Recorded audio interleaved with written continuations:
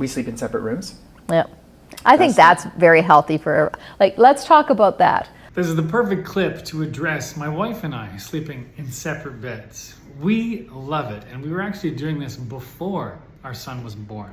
However, before we got into it, we were very nervous to bring this up with each other because there's so much meaning tied to sleeping in the same bed. If they're not in the same bed, your relationship's gonna fall apart, your sex life's gonna fall apart.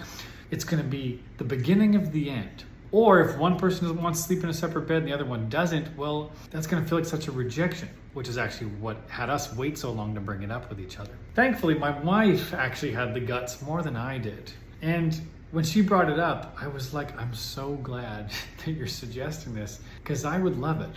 I'm very tall. I'm 6'6". I move around a lot in a bed.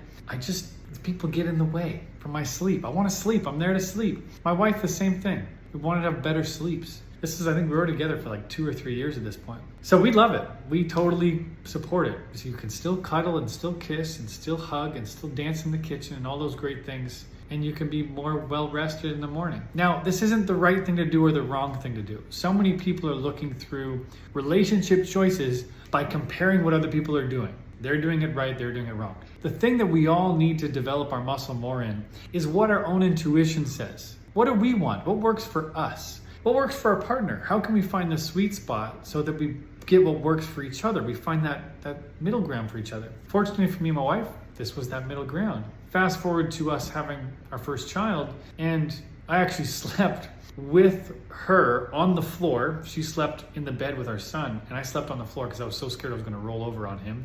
Dads who can relate to that horrifying fear. So I slept on the floor being ready to do anything if anything to happen. And then it was like, I'm really pretty useless. So then I went back to my bed. My wife slept with our son for 13 months while he was breastfeeding. Just her and him every night, bed all to myself. It was wonderful. Sometimes a little bit of guilt crept in, feeling like I should be more available. Well, then things switched. After 13 months and breastfeeding was done, he started sleeping with me. He's been sleeping with me for the last 8 months. So now my wife gets full uninterrupted sleep.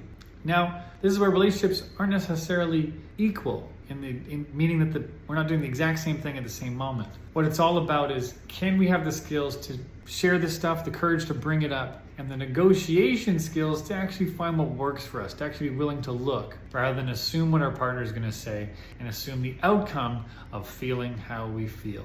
Sleeping in a separate room, is that good for a relationship or bad for a relationship? It is incredibly good for a relationship.